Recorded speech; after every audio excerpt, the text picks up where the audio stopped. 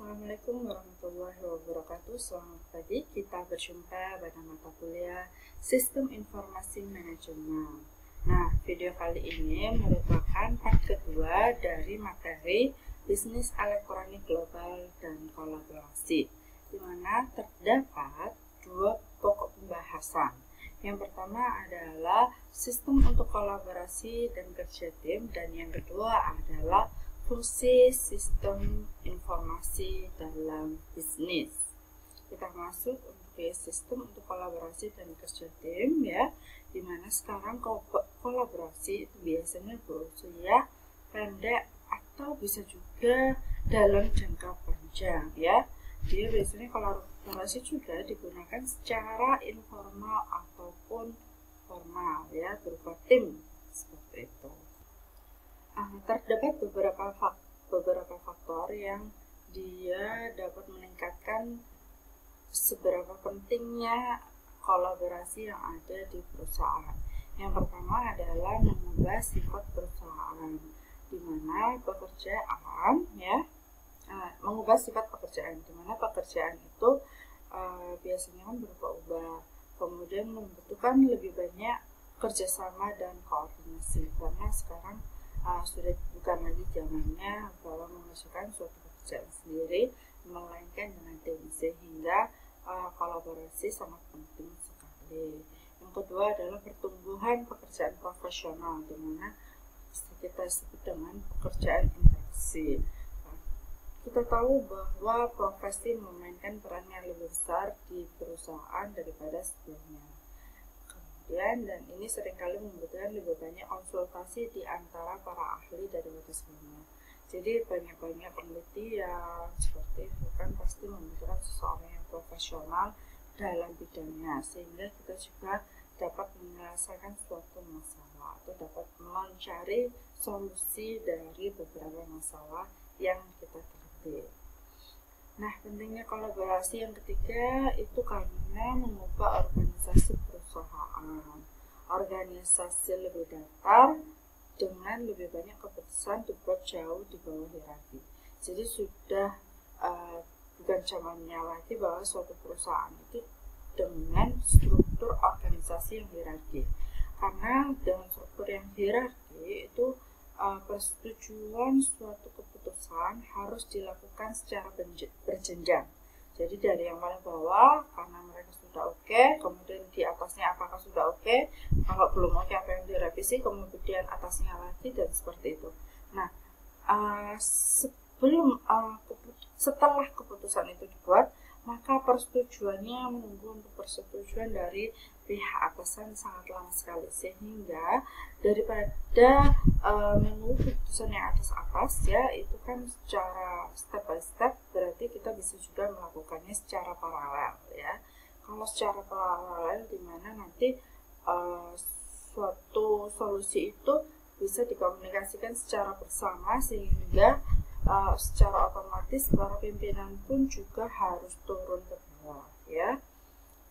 Itu dapat meningkat waktu dalam persetujuan seperti itu, sehingga struktur dari organisasi sekarang bisa menjadi lebih datar. Pentingnya kolaborasi karena mengubah ruang lingkup perusahaan. Di sini kita tahu bahwa organisasi sekarang ya, atau suatu perusahaan sekarang itu tersebar di banyak lokasi di seluruh dunia. Jadi sudah bukan hanya pada satu lokasi saja, ada beberapa lokasi yang memang membutuhkan kolaborasi antar lokasi tersebut, sehingga kolaborasi itu menjadi sangat penting. Kemudian ada penekanan pada inovasi.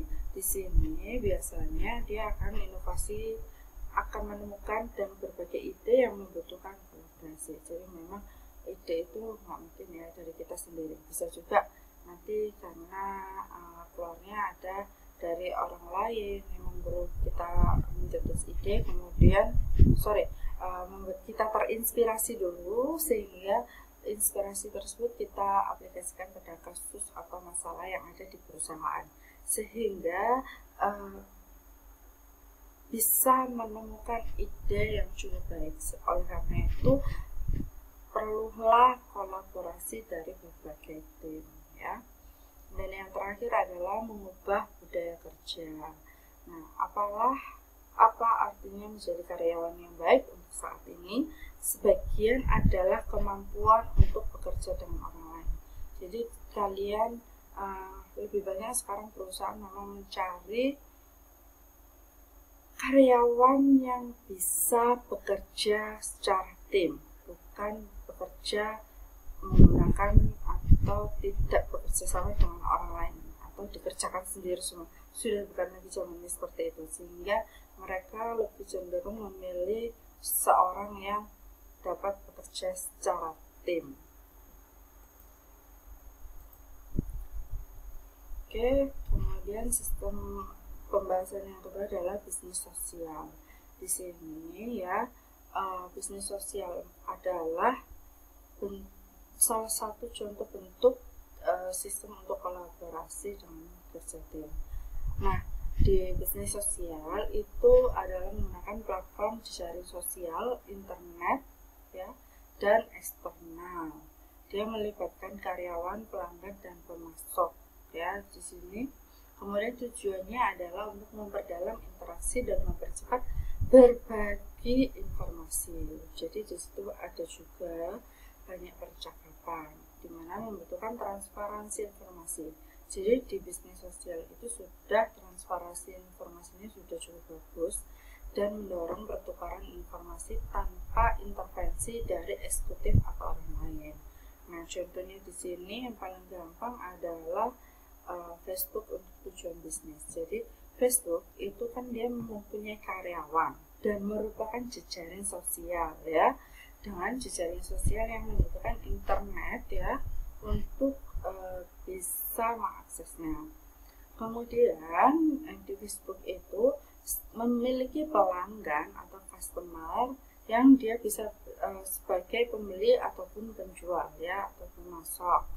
Nah, kalau misalkan dia sudah berposisi menjadi penjual, berarti dia bisa menjualnya ke berbagai orang tanpa ada intervensi dari pihak Facebooknya, seperti itu. Jadi Facebook hanya menyediakan fasilitas tersebut untuk bisnis, ya.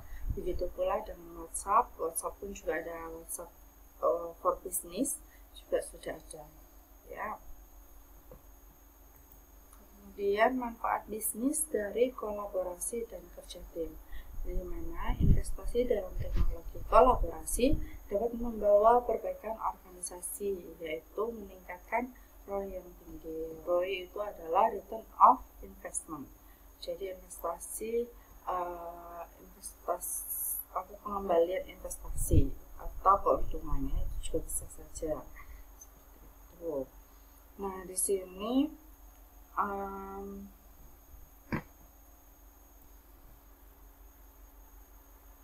manfaatnya dari adanya bisnis dari kolaborasi dan tim itu yang pertama ya, di sini dia menghasilkan ROI yang tinggi karena dia memperbaiki di produktivitas, jadi lebih banyak produknya atau kegiatannya. Kemudian kualitas, bisa memperbaiki kualitas dari produk.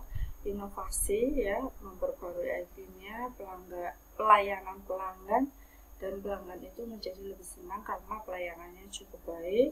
Kemudian kinerja keuangan pun juga lebih baik dari segi profitabilitas penjualan dan juga pertumbuhan penjualan. Sudah tahu tadi kalau misalkan ada sales, manufacturing and production, kemudian accounting dari departemen accounting juga bisa input ordernya untuk ke bagian dari sales ke accounting bisa lebih cepat. Oleh karena itu produktivitas pun juga lebih cepat. Kalau penanganannya lebih cepat, nanti pelanggannya juga lebih senang ya. Kemudian tapi dari situ kita butuh menginovasi beberapa hal, yaitu bisa saja dari produk maupun dari sistem tersebut.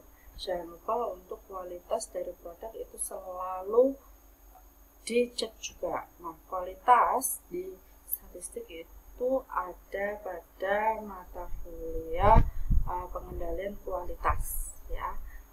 Itu ada pembelajarannya sendiri. Dan tidak akan saya jelaskan dalam sistem informasi manajemen karena kita lebih fokus ke dalam manfaat-manfaat dari sistem informasi manajemen ya. Nah, di sini persyaratan untuk kolaborasi itu bisa digambarkan seperti ini ya, dimana kita tahu bahwa kolaborasi yang sukses membutuhkan struktur dan budaya organisasi yang sesuai bersama dengan teknologi kolaborasi yang tepat. Jadi di sini nanti kinerja dari perusahaan itu sebenarnya tergantung dari kualitas kolaborasi, di mana kualitas kolaborasi itu tergantung dari dua hal. Yang pertama adalah kapasitas atau kemampuan kita dalam kolaborasi, yaitu apakah kita terbuka terhadap budaya, apakah dia strukturnya adalah desentralisasi atau sentralisasi.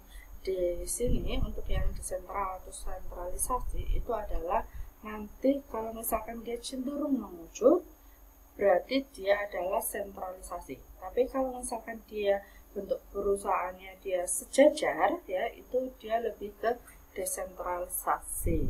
Kemudian breadth of kolaborasi. Jadi bagaimana hasil dari kolaborasinya. Makna dari breadth of kolaborasi itu adalah seberapa banyak kolaborasi itu memungkinkan dilakukan di dalam perusahaan.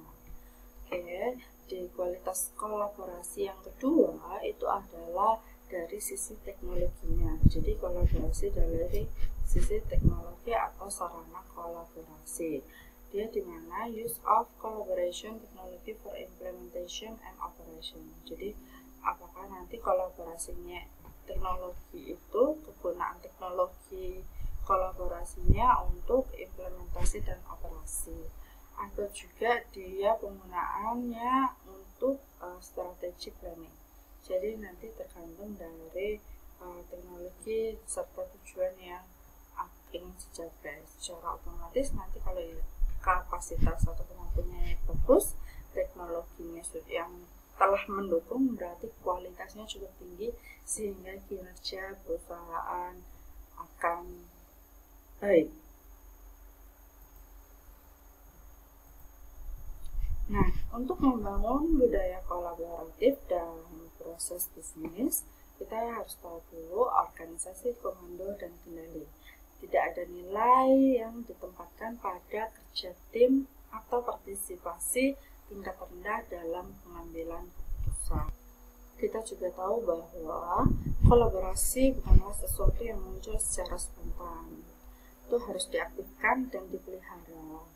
Nah, budaya kolaboratif merupakan faktor penting hanya memiliki teknologi yang bisa kita artikan ya, bahwa hanya memiliki teknologi kolaboratif tidak akan menghasilkan kolaborasi jika tidak dilihat sebagai bagian dari bisnis dan dihargai. Jadi kalau misalkan kita memang tidak menghargai suatu kolaborasi tersebut, maka hasilnya pun juga tidak akan baik.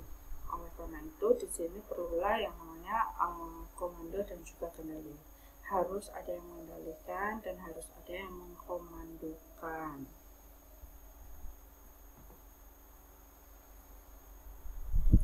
Kemudian budaya bisnis kolaboratif itu bisa dilakukan dengan 3 hal. Yang pertama adalah manajemen senior mengandalkan tim karyawannya.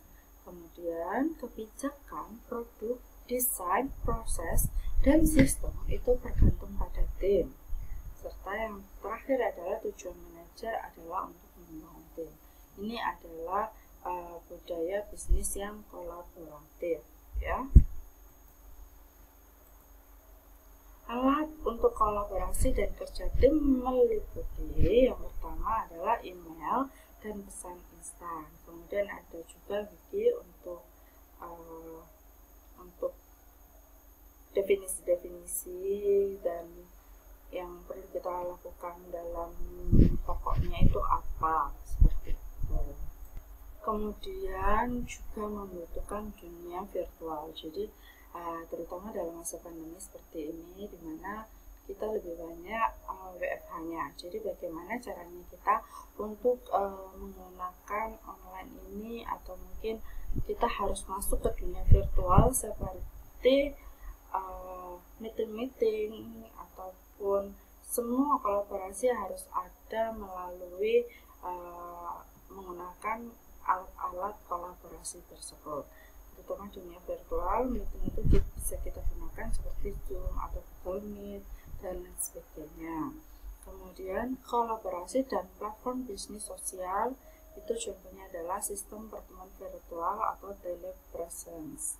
Ya, selain punyanya Zoom, GoToMeeting juga bisa digunakan, ya, ataupun Google Meet juga bisa digunakan. Kemudian contoh yang lainnya adalah Google aplikasi atau situs Google, CyberLocker, Microsoft SharePoint, Lotus Note, kemudian alat jejaring sosial yang ada pada perusahaan seperti itu. Jadi kita bisa menggunakan alat-alat ini untuk kolaborasi dan kerja tim. Kemampuan perangkat lunak jaringan sosial perusahaan itu nanti di dalamnya adalah harus bisa melihat profil dari perusahaan tersebut. Kemudian bisa digunakan untuk berbagi konten, umpan dan pemberitahuan. Jadi kalau ada rapat atau sebagainya, atau mungkin ada surat perintah dan lain sebagainya yang ada perubahan lingkungan, sehingga memerlukan pemberitahuan kepada karyawan, itu sangat diperlukan, ya.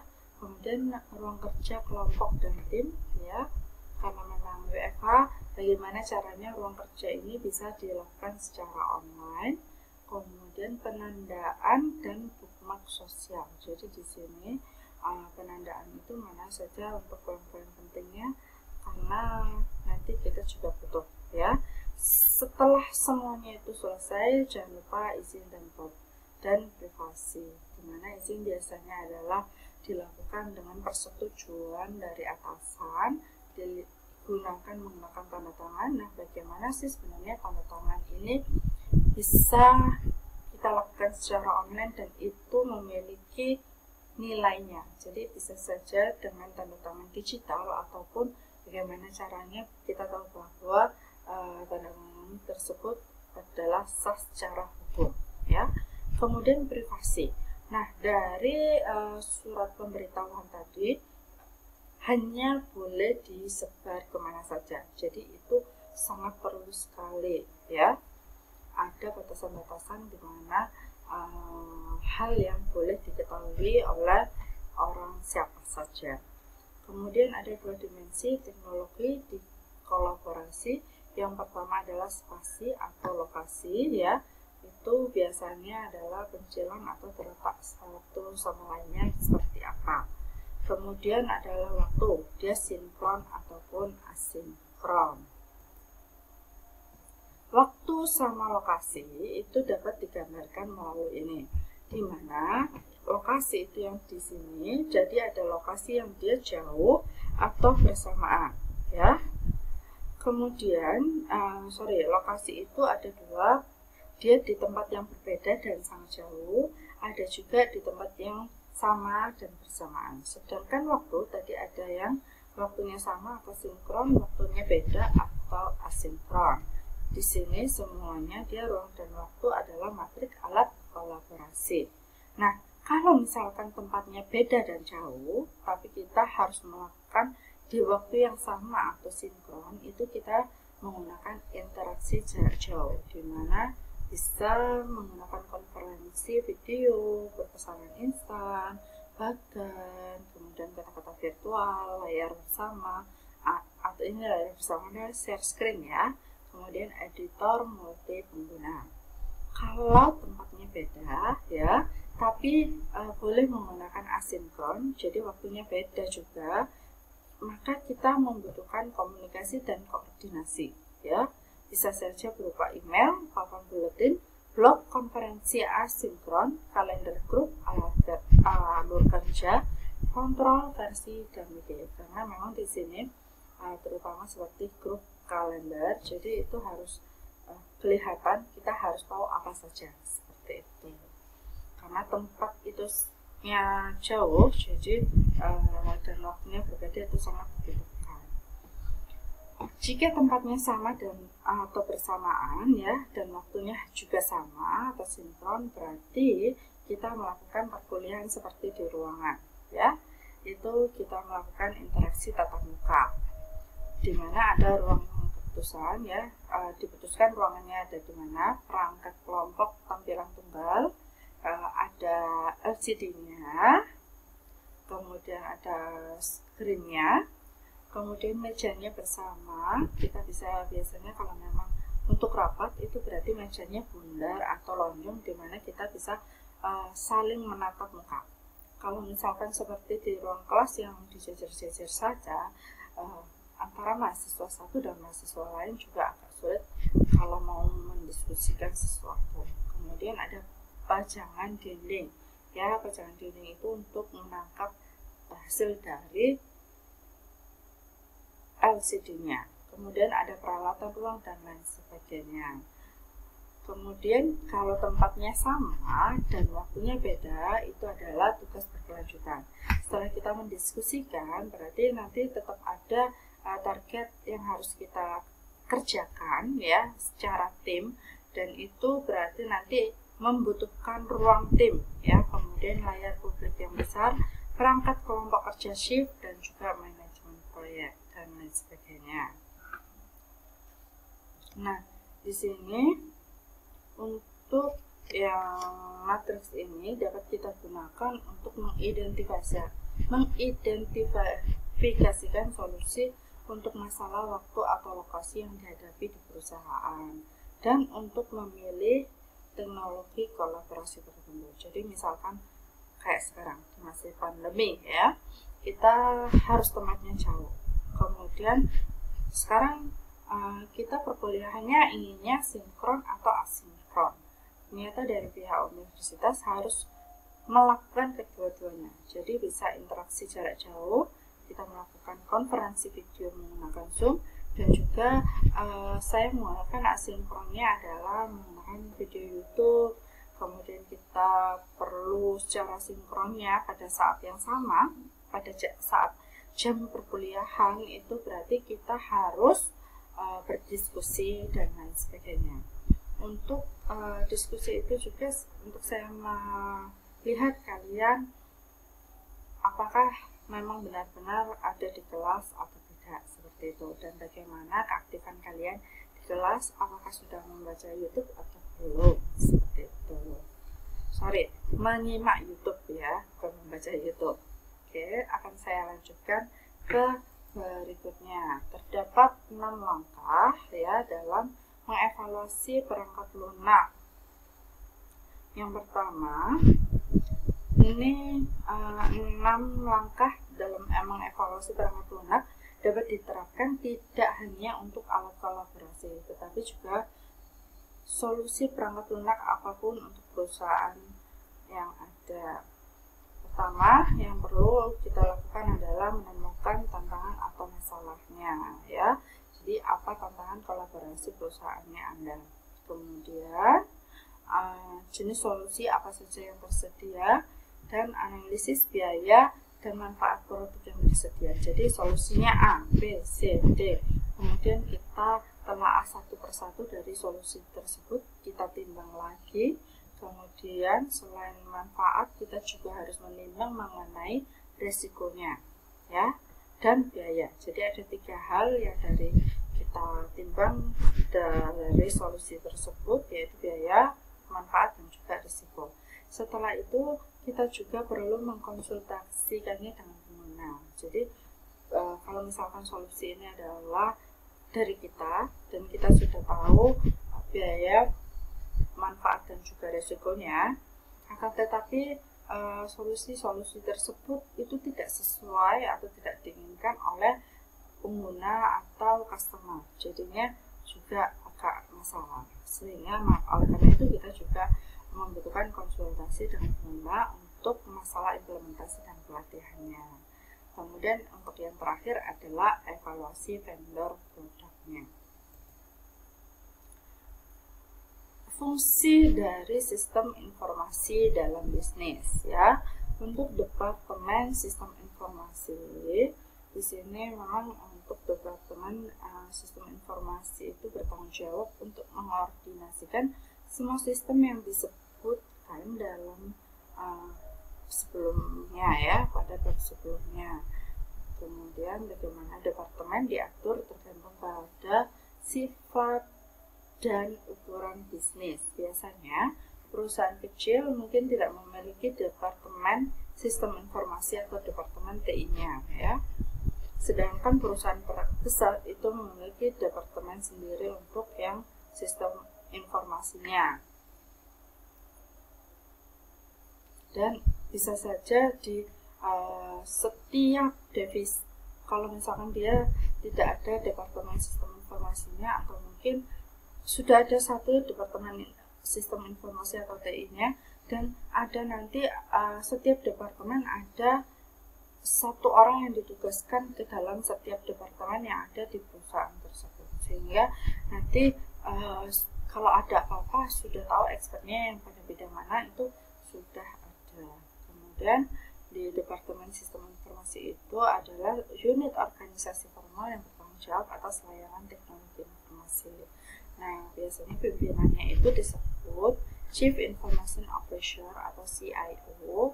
Kemudian posisi senior lainnya itu disebut Chief Security Officer, CSO. Kemudian ada Chief Knowledge Officer, CKO, Chief Privacy Officer, CPO.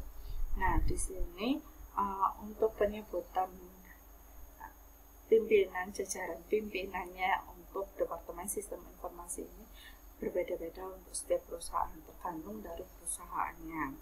Akan tetapi kita yang paling harus ada dalam Departemen Sistem Informasi adalah programmer, analisis sistem, dan juga manajer sistem informasi.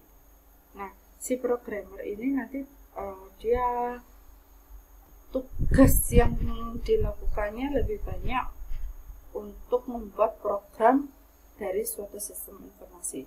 Sedangkan kalau analis sistem itu lebih ke dia akan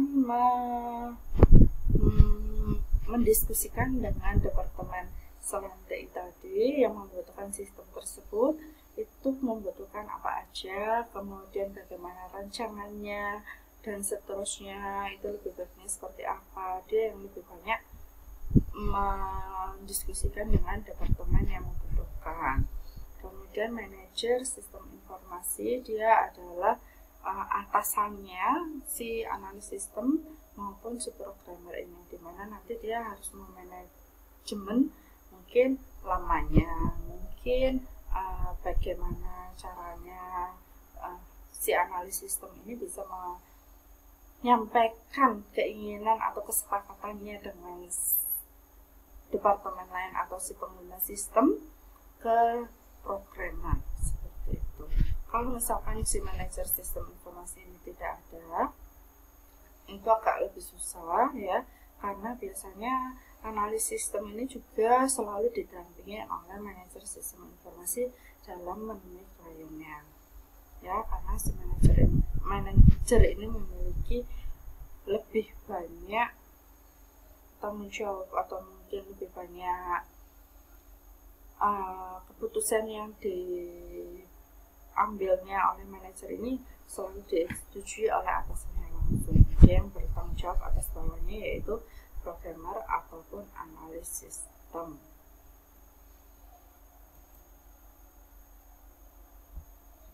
Nah, di sini untuk sistem informasi sendiri itu sangat seiring berkembangnya sistem informasi bisnis yang matang, pengguna akhir atau end user itu dikenal sebagai hal yang sangat penting untuk mengembangkan sistem yang sukses, ya.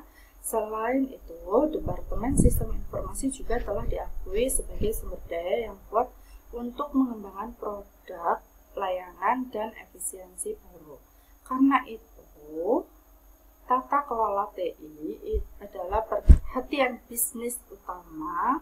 Kemampuan menggunakan TI secara efisien dan efektif menjadi sangat penting untuk kesuksesan bisnis. Nah, apa sih sebenarnya pengguna akhir atau end user itu? Nah, pengguna akhir atau end user adalah perwakilan dari departemen lain yang aplikasinya digunakan. Jadi bisa saja disebut sebagai klien atau pengguna dari sistem informasi. Jadi misalkan kalau sistem informasi manajemen rumah sakit itu kan lebih banyak perawat yang menggunakan, kemudian nanti ada pihak farmasi, ada keuangan, ada pula nanti yang untuk bagian pendaftaran itu, kemudian dokternya juga. Nah, mereka semua itu adalah pengguna akhir, ya, atau end user, atau yang menggunakan sistem informasi.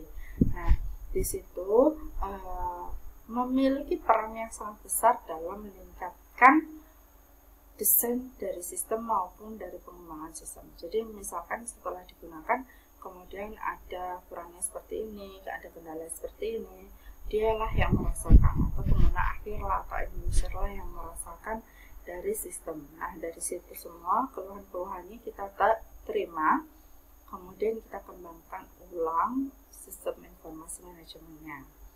Nah, untuk itu perlulah yang namanya tata kelola TI yang meliputi pertama adalah strategi dan kebijakan untuk menggunakan TI dalam organisasi.